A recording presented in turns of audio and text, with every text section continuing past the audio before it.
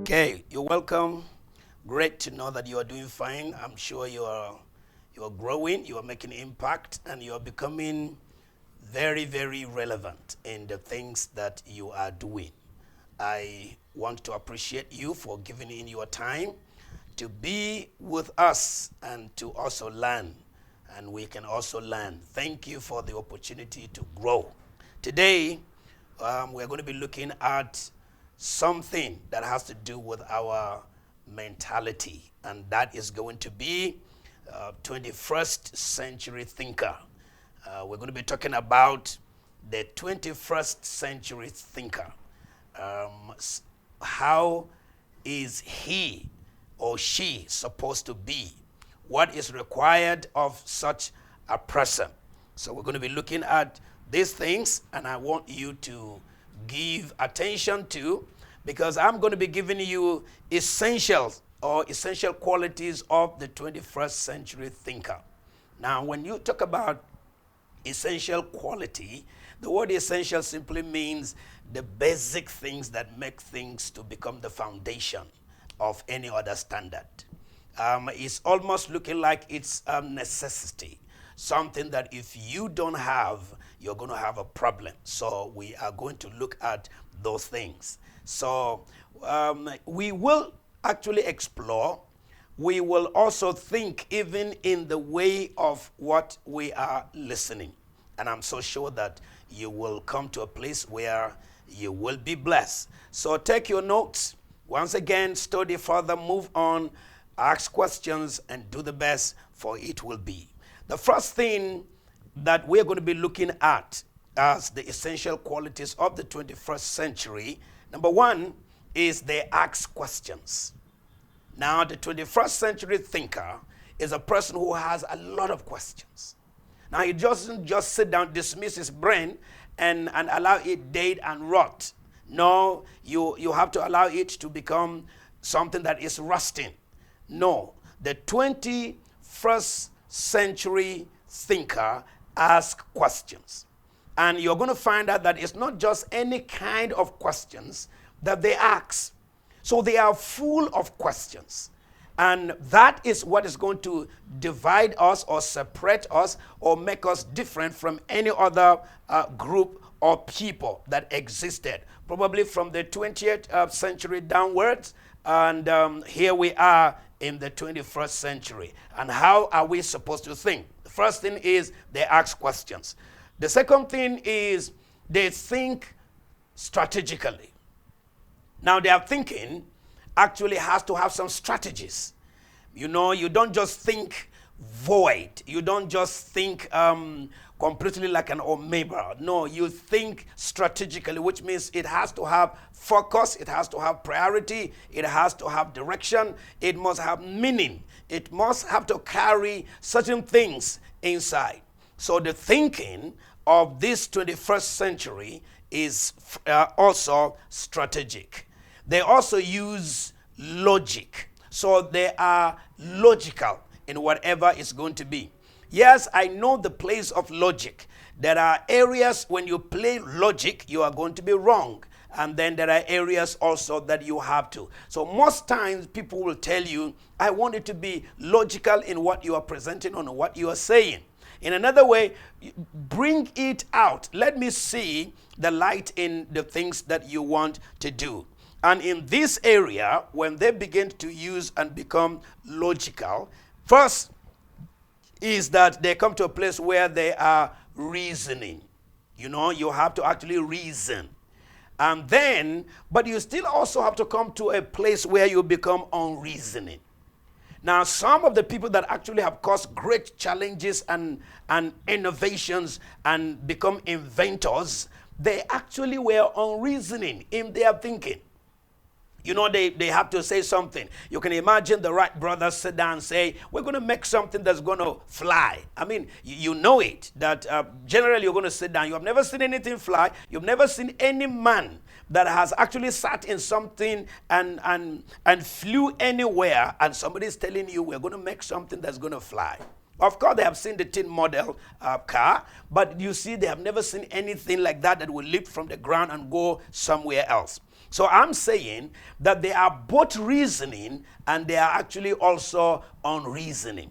And then somebody also said that if you are actually going to make it in life, you have to be unreasonably reason.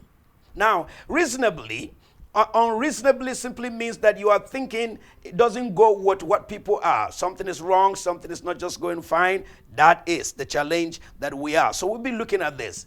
They exercise metacognition, which is actually the power of your mindset. You know, they are not just learners. They are people who have to have two things, cognition and meta. They are not the same thing, but you put them together, which means they are actually going to be a little bit scientific, and they are also going to be from the area of knowledge acquisition. So that is what these people are. They exercise that. And then they also make what we call interference. You know, yes, there is. For now, you know very well that, okay, we have the interface that has to do with that. But when you come to interference, it simply means somebody is thinking the same thing you're thinking somewhere else and you have never met. By the time you are meeting, your discussions become much more easier. And then this kind of people also, because they are 21st century thinkers, they can problem solve. Now you have to watch that. They can problem solve. I'm not saying that they are people who solve problems. No, they can problem solve. Which means the first thing they have to look at is a problem, and then they get the solution. They are not zeroing on the solution to meet the problem. No, the first thing is they have to actually have some diagnosis on the problem and then bring a solution that's going to be. They are not going to say, no, we don't have an answer to this. No, they can. They can. That is the ability they have, and they move onward. They also innovate and they create. The 21st century thinkers are going to come to a place not just thinking, but their thinking will bring in new things that they are going to begin to improvise, and they will begin to innovate, and they will also begin to create. Their thinking is not just going to be just abstract. No, they will do something that men and women are going to see, and it is going to be a blessing to many people. These people also, they possess emotional intelligence. Now, you know, for you to be emotionally intelligent, you actually have to have what is called self-control over your emotions. And you know, emotions have to be guarded. They need to be controlled. They need to be they need to be ordered. You just don't carry your emotions and allow them to run you. And if you are not a great thinker, your emotions will tell you, no, you are getting bizarre. No, this thing has never happened. Why are you thinking like this? You are spending more time on this. Sometimes you actually have to curtail even the length of what you are thinking. And so these people, they need to come to the place where they have to possess emotional intelligence. Now, what are we actually talking about? Saying that there is a person or a group of people called the 21st century thinker. What does it mean to be a 21st century thinker? What was wrong with our thinking in the 20th century? Because you will find out that certain things have been. There are causes and there are knowledge and revelations that are being revealed and unveiled almost all the time. Now, if you look at what COVID-19 has done to the whole world, it produces a different kind of thinking. It also made people to begin to innovate, and it made people to begin to create. It causes people to shift from the normal thing. The scientists, they have to move on to all of those things. The virologists, they have to also move to something else and begin to think of. The medical personnel, they have to find out that, oh, we got stuck here. We thought that the world was going to continue like this, and it is not. As a matter of fact, maybe 2 days or just this week, maybe 2 days or so, the Pope, he was saying that the Bible is an obsolete book and need to be put aside. That's his thinking. Is his Pope Pope's 21st century way of thinking. And he said that they are going to get another book and they will name. So they are searching the names. And the first one they are arguing about is Biblio 2000.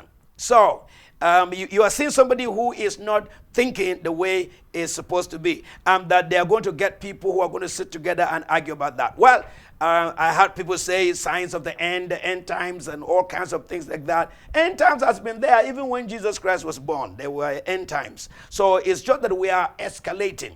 Now, the thinking of man is producing either what is going to bless humanity or it's going to destroy humanity. That's what I'm telling you. So you need to know exactly how you think. And then you should be a 21st century thinker. Now you need to understand some of these things that we will be talking about today. These thinkers, if you're going to see them, how do you identify them? How do they look like? What will be their priority and their focus? What is going to be the area that their concentrated energy is going to be exerted? These thinkers will be defined by what they can do in this ever-changing world. That's how they're going to be defined. They are going to look at issues. They're going to look at situations, circumstances, diseases. They are going to look at things that are not, and see how, if they bring them out, what is going to be the blessing of all that they're going to do in their lives and in the lives of other people. So they are going to be defined by what they can do. And you know, doing always is coming out of thinking. So if they think and their thoughts are crystallized, then they can come to a place where they're going to translate them into or convert them into actions. And action will mean what they are doing. And what they are doing is going to produce results. And results will be whether they are good results or they are bad results. Now, these people are going to be, and they are the ones who are going to actually be with us. Now, the first thing I told us when I started introducing to you their essentials, what makes them to become quality thinkers, we are going to be looking at, I say, first, they ask questions. So I wanted to understand very well what kind of questions. So the first thing that these people do, they ask questions. They ask questions instead of answers that they give. You know, have you seen somebody who you every time you say something, he has plenty answers? And a lot of people have answers even when they don't think. They'll just give you an answer. You know, there's always, for example, all of you are inside house. You have not been outside, and people are running up and down. And then all of you come out, and then you say, why are people running? Somebody who has been with you inside the same house will answer that question. Meanwhile, he didn't know what actually is going on. So I'm not talking about those people who just happenstance to answer questions immediately as if they know what is going on. No. These people, they actually ask questions. And instead of just answering questions. You need to understand the difference as we move on. Now, you come to a place where you move from being passive to become an active person. And people who ask questions, they actually are moving. You know, when you are a great person who have great questions, every question you ask moves you from becoming a passive person, an elusive person, a complacent person, a person who's not even engaged in certain things or in the conversation or in the thought pattern. You are going to find out that such people will move and become people that are very active just because of the question that you have asked. Of course, we know that there are questions that people ask that doesn't even move any other thing. You know, if you sit in your house and you say, what is happening in the whole world today? Nobody will answer that question. It's because it's a question that looks very flat. But you see, it has to be directed. You know, you don't just plow it and allow it take its own wings, but you have to direct it for people to come into it and begin to think in the context of the question. So these people, what kind of questions do they ask? The first is also that they ask fat questions that can be answered. And I mean fat. Now, they are not asking small questions.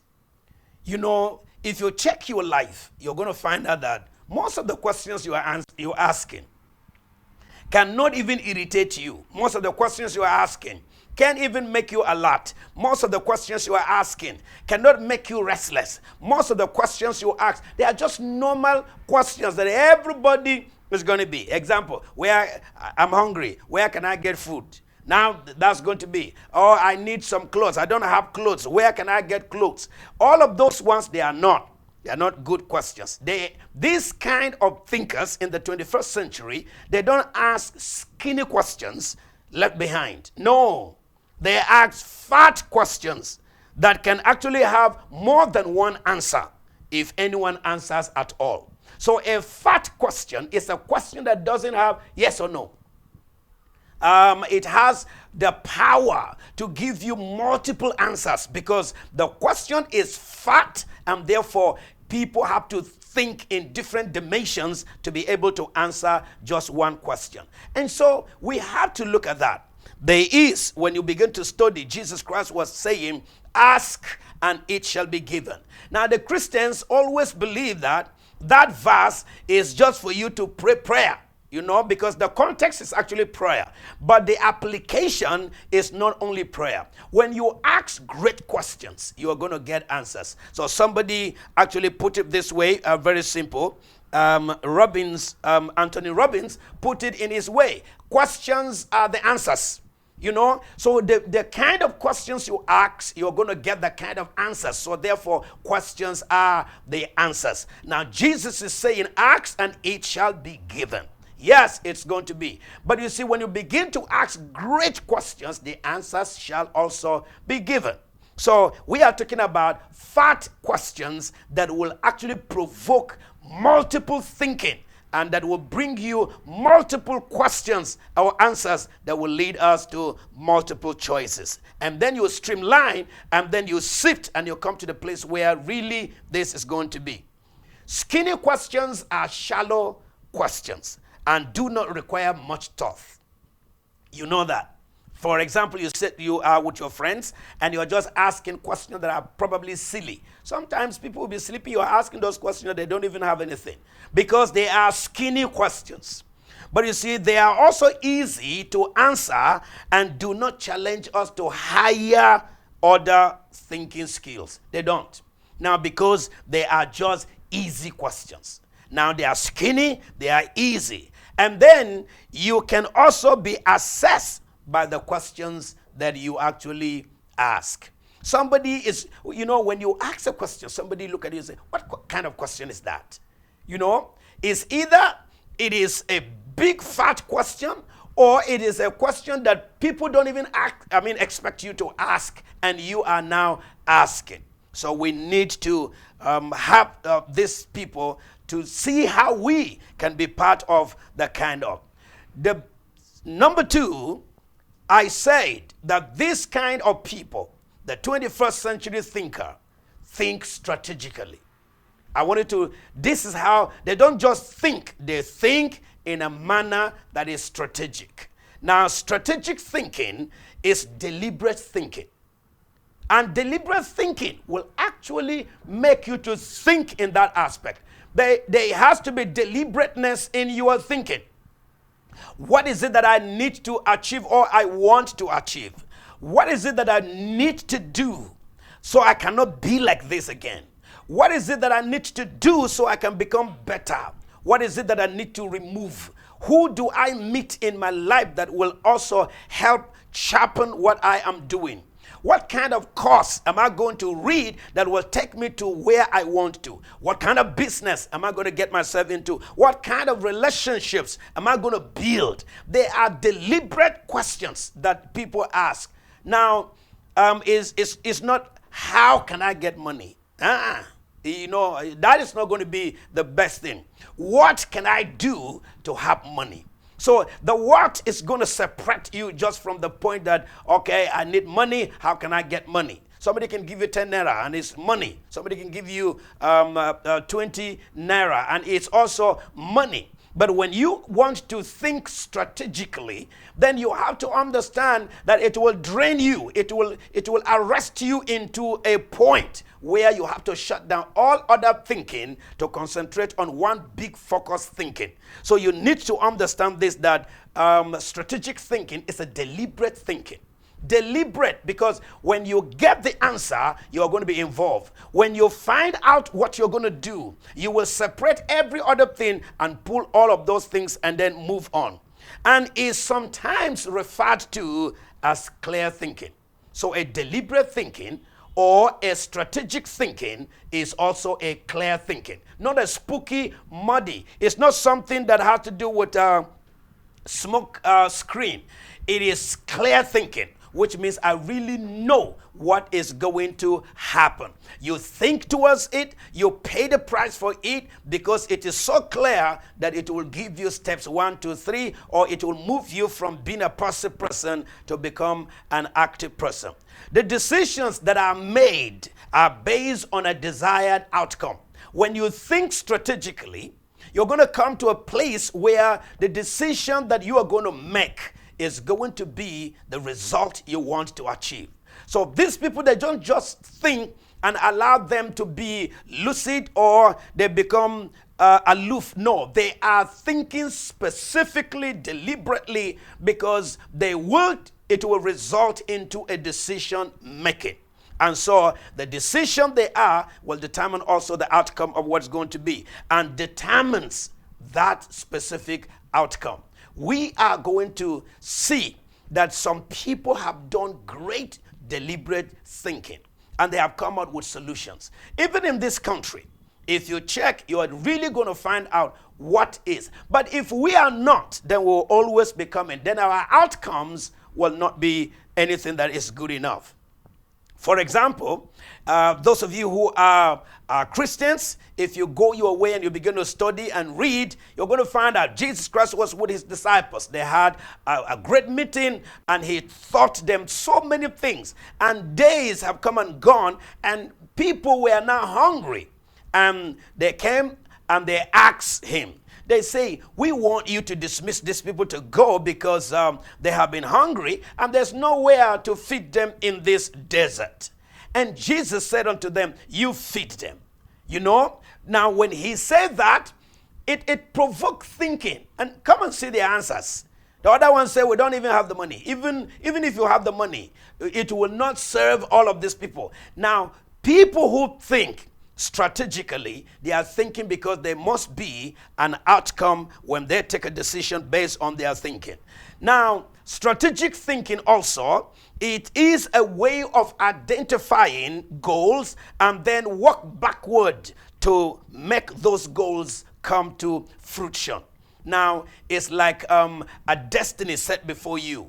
But how do you reach there? You can actually plot your ways of getting there by strategic thinking. A, B, C. I'm going to do this. I'm going to do that. I'm going to meet this. I'm going to get this to take me to that point. And then you have to back again, which means you have to go back and then start your own strategic model of how to get or reach to that point.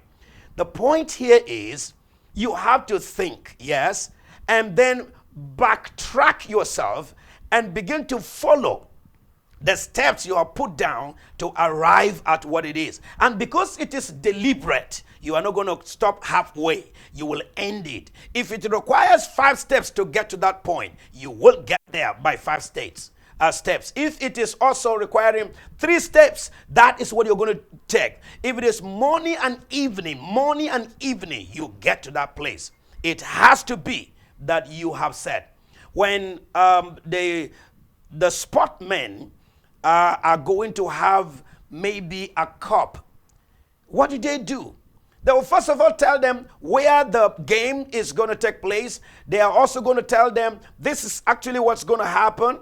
And then you'll find out that they will now tell them, okay, now all of you go home to your home countries and everything and begin to prepare towards the World Cup. And everybody does that.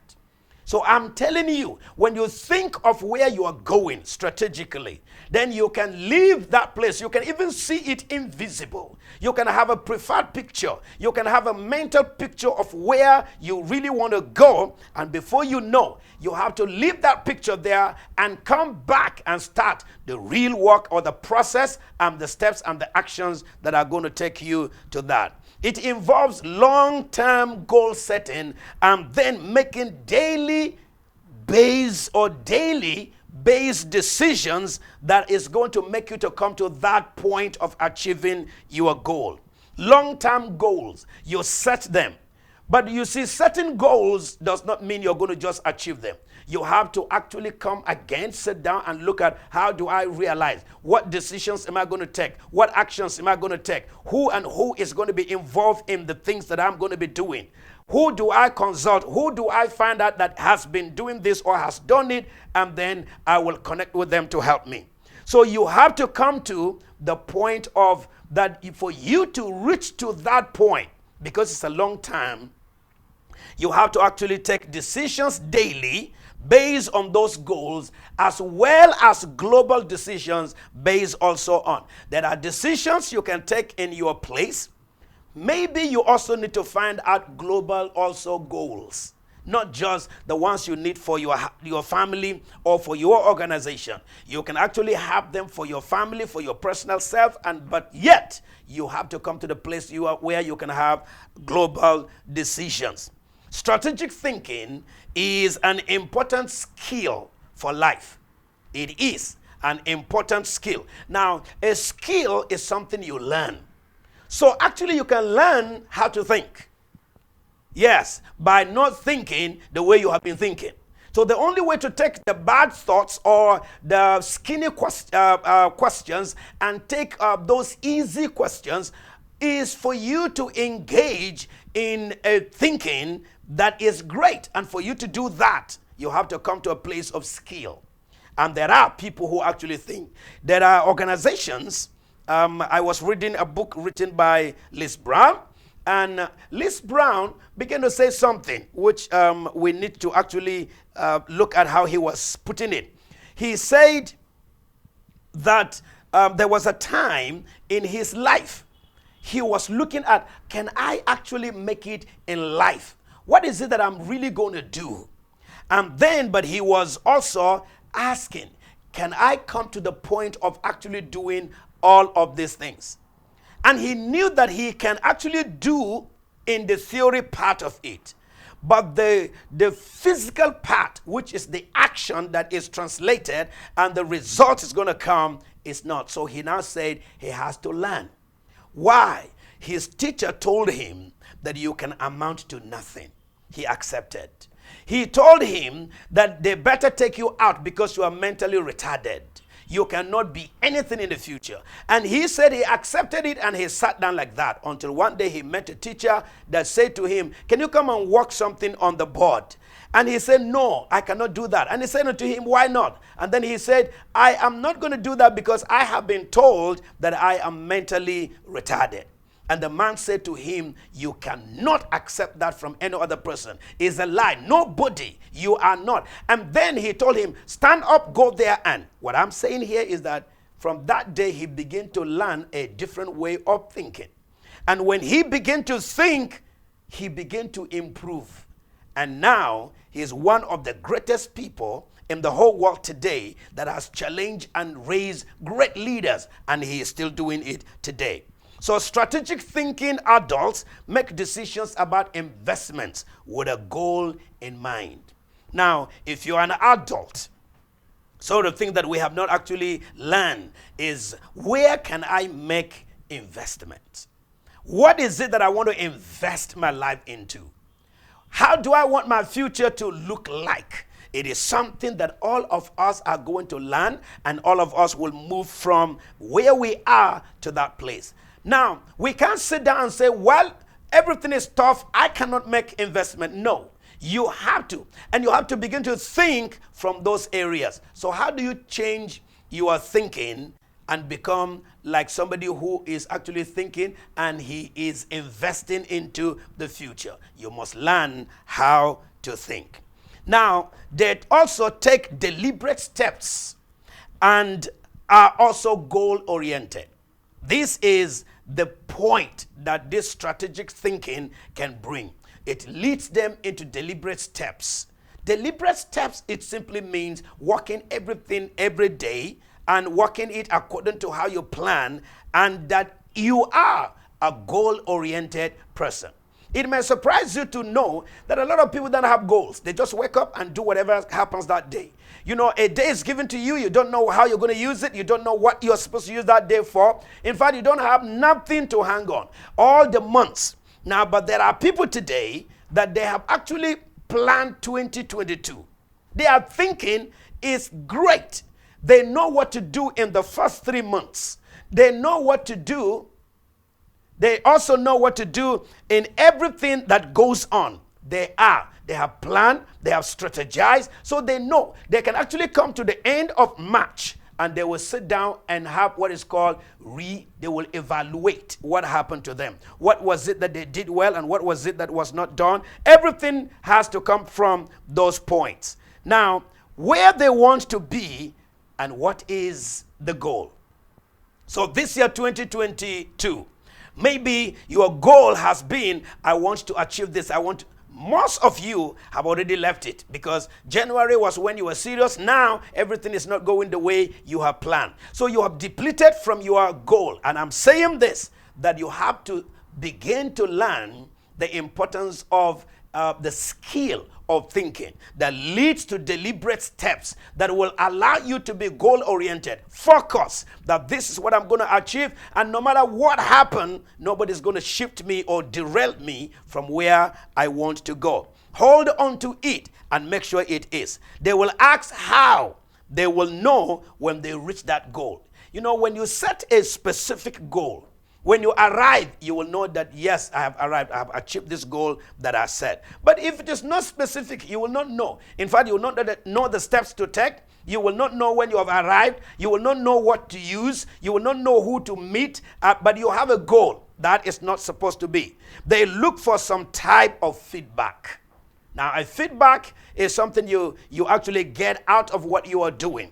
If you want to run 100 meters and you are doing daily exercise to do that, your coach or technical whatever is going to give you a particular timing. So you run, the feedback of what you're doing in your rehearsals or your exercise or in your preparation will be able to tell you whether you are good enough. This is also what happens when people are reading for exams. When you want to actually read intentional, to write a great exam and get great grades, you first of all read. Then you think, okay, let me just structure a question about what I read.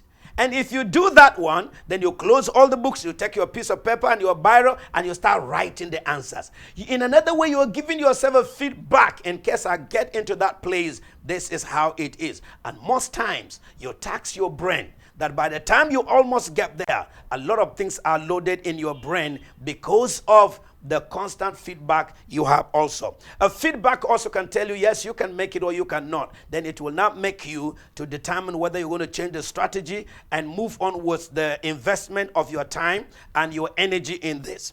They look at where they are right now.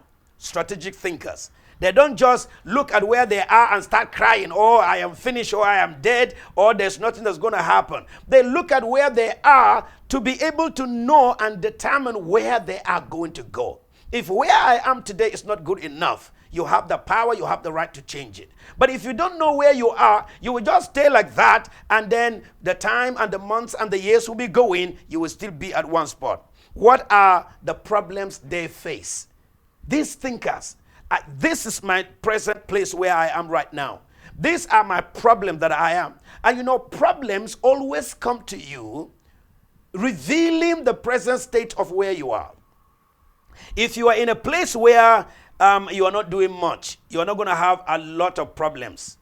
But if you come to a place where you are doing great things, great problems will rise. Great questions will come. Great answers will be. And before you know, you will have great achievement.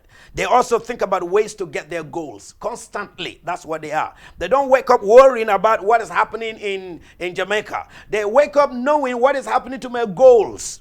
That is what it is. What am I doing? What was it that I did yesterday? How can I move from where I am to where I want to be tomorrow? Am I close? What is it I need to take out? What is that I need to bring in? Do I extend my time, or what am I going to be? I need to add all of these things. I have to also be a person of energy to be able to come to that.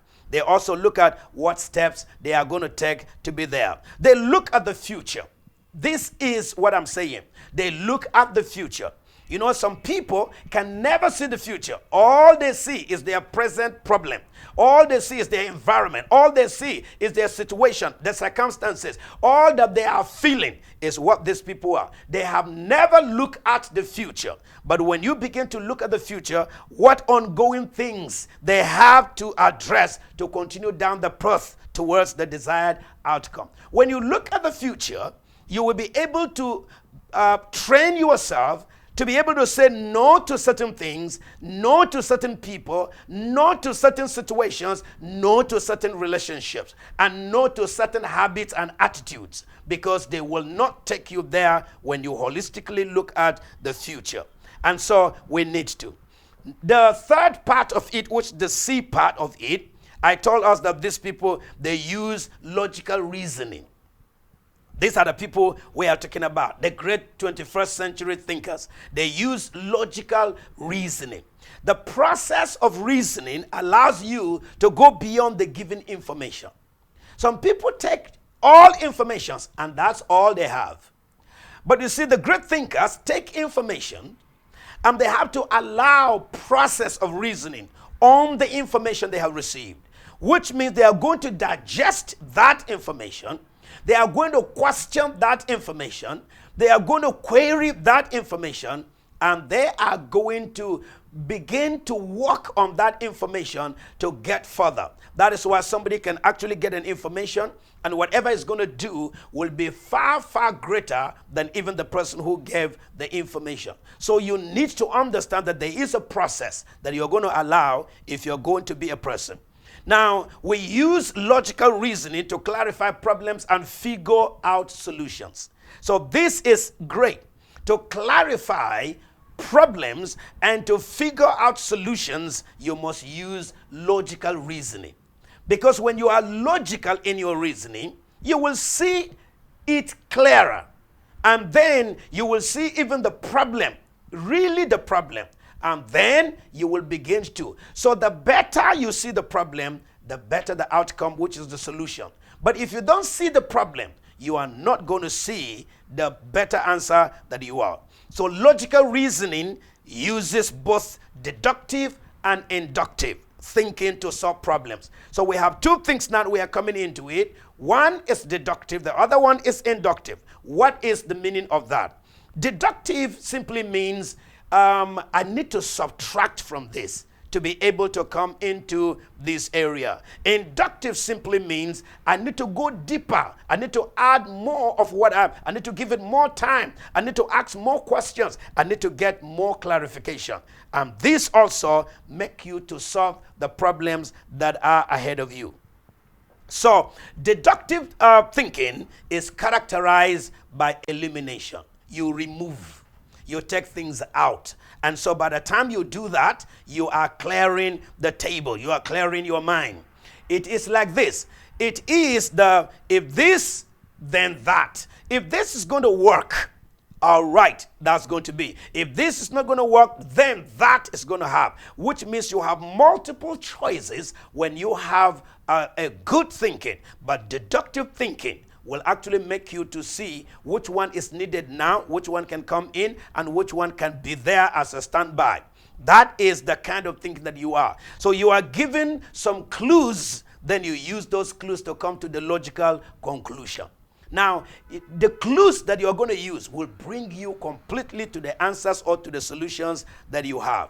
Deductive thinking also is to narrow and also to challenge us to test our hypothesis to find out whether this is. And you know very well that hypotheses are things that are not proven, but you can actually look at them and say, okay, if I take it, I can prove. So if you can actually prove your hypothesis, then you have come to a place of conclusion, and it means you have eliminated certain things that's going to be.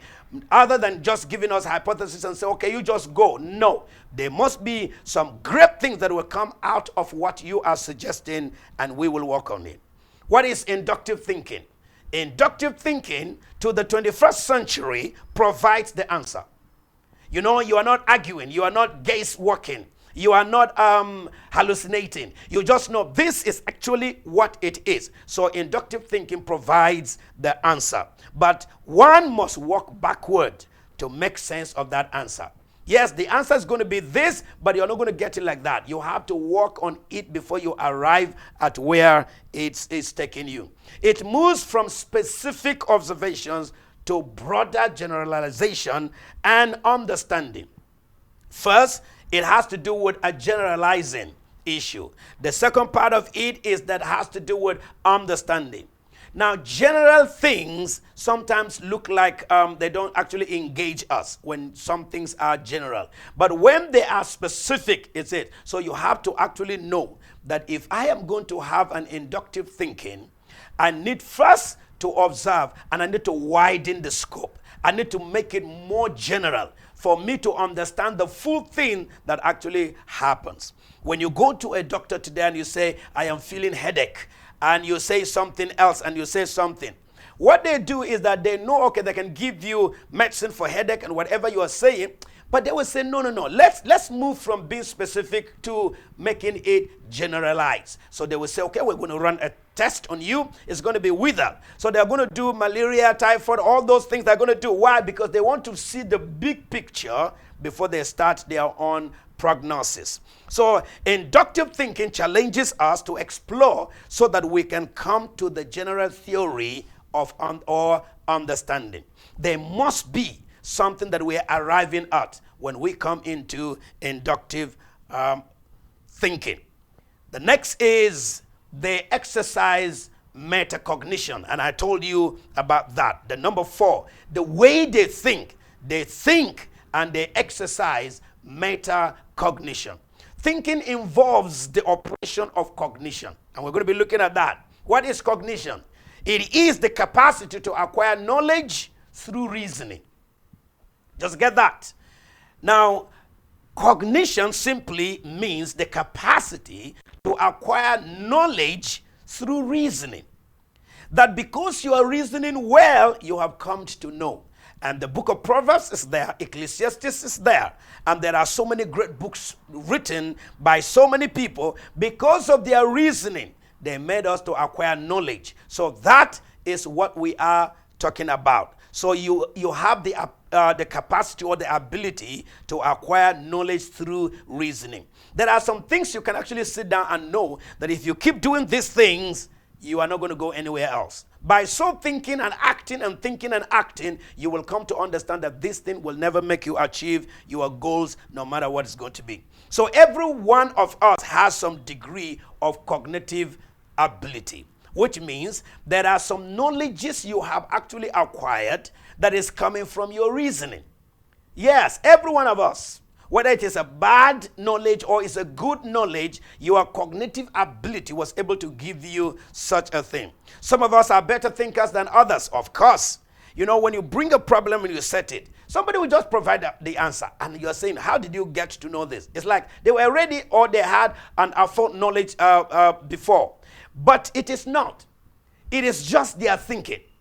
You go to a class, you go to a church, you go to your office, you go to an organization in a family. Once you bring up a question or a problem, somebody will instantly come up with something else. Why? It is because we are not thinking the same way.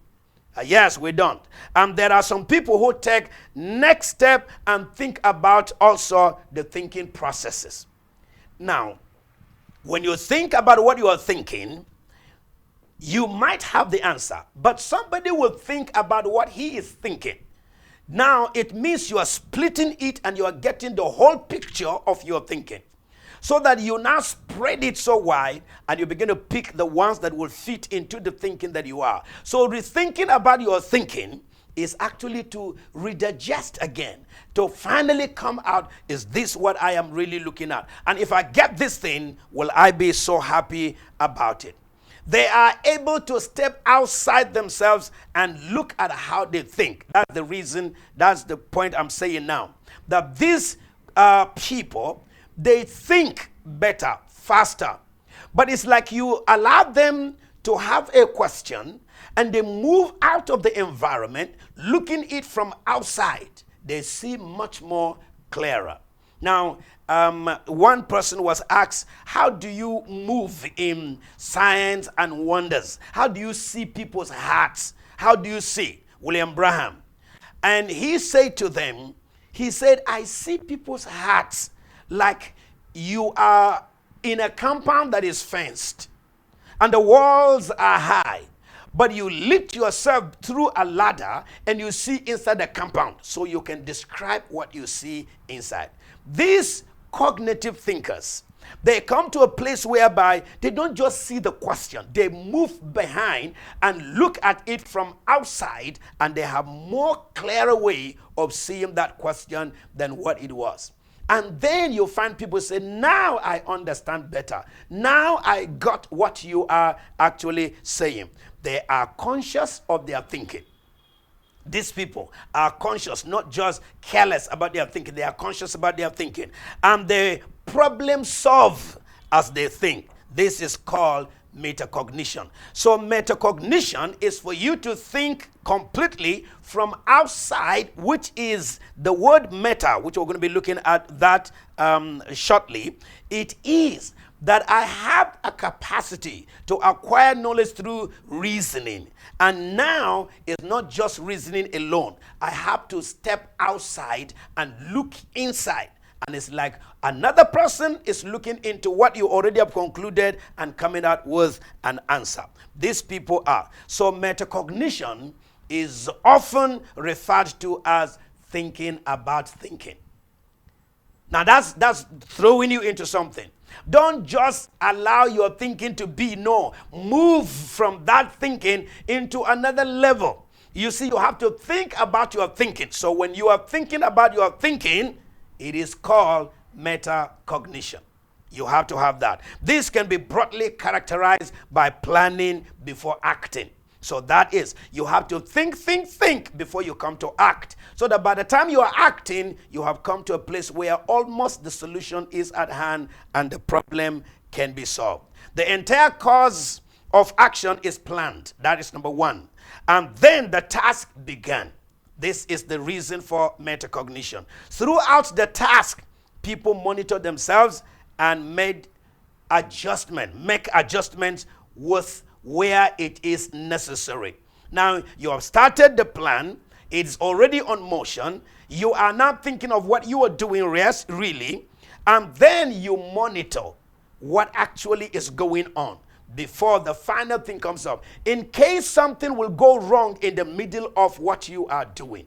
This work is what is to be adjusted and what is to be. So finally, when the task is completed, they evaluate the result. Is this what we were looking for? Now, the result is what everybody wants to see. But the journey has to start from all of that. So metacognition requires deliberate action. And I want you to actually become one that will have deliberate actions. Whatever you want to have, do it deliberately. Don't do it accidentally. Don't do it as if you are being forced. Don't do it as if somebody is at your neck. You're going to be killed. When you become deliberate, your energy is exercised. Your thinking becomes sharper. You see clearer. You put in more of your strength. And you become happy when you are doing what you are doing when you become deliberate, instead of allowing somebody to come up. So think about what this type of thinking will do to our lives if we implement all the time. All the time. Thinking very well before you act. You're going to find out that there will be mistakes, yes, but they are not going to be big. And it's not everything you do is going to be wrong. Now, people have said that. You have had your friends or your relations or you yourself, you have said it. Everything I want to do doesn't go right. The reason why it's not going right is because you are lacking a particular kind of thinking. So metacognition simply requires you to think again and think And when you finish thinking, then you begin to plan, and you begin to take the task, and you begin to work on it. And while you are working, begin to monitor. Metacognition guides, manages, and drives the use of thinking skills. We have to come to this point because it's going to guide you. It's going to manage you. It's going to drive you. When you begin to have there are people who are very, very excited when they think of something they want to achieve, and while they are doing it, they are so excited. They go late to bed. They wake up first thing in the morning because that is what is making them. Metacognition also, metacognitive strategies include planning, because you have to have that. It includes monitoring and then assessing. So you have to plan, you have to also monitor, and then you have to assess what I'm doing. If I follow this one deliberately, will I come to the answer? And then all of those things, they have to come in. So we have planning. What is planning? Selecting a goal. Selecting operations to perform, yes, sequencing operations. Now, you need to put certain things together and begin to say, look, I am doing this and it will take me there. So there is planning. Now, you must have strategic skills, and one of them is planning. The second one is monitoring. Keep the goals in mind. You have to monitor those goals. Don't do one and then leave one. Do one, hang on it, finish it, and move on. Keep one's place in, which means you're not going to be jumping from one place to. Don't do something today, tomorrow you do another one, then you move to the next month and do something. Every week you're doing something, every day something is new. You always start but never finish. And then you have assessing. What is that going to do? To assess means assessing the goal, whether you are achieving it, you are halfway, you are quarter way, or you are just having that. We have to make all of this. And like I said, in rounding up, there is also these people, they make inference. And inference is a conclusion drawn from evidence or reasoning. That's all. You have to understand that it is a conclusion drawn from evidence or reasoning. By the time you have an inference, you have come to a conclusion. Everybody will know that, yes, this is where I wanted to be. So I am here and I have done this. Therefore, this is the evidence and that. So logical reasoning and evidence are necessary to support inference, because you have to have logical reasoning, and then it must produce evidence, things that people could see, feel, have, possess, and then it will give you a support system. It is actually reading in between the lines to make meaning. And evidence completely gives us whatever we are looking for. It stops all the arguments. It has to connect to everything. So I want to say to every one of you here, I want to say thank you very much for having this time with me. And I'm saying, I want to see you.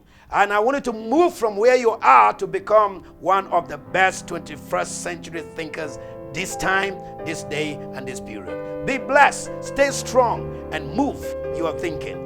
We want you to be among the people who prefer solutions and answers to everything we do, and it will be a great work for every one of you. Thank you for your time. Thank you for your energy. Thank you for your contribution, allowing us to grow together. See you next time.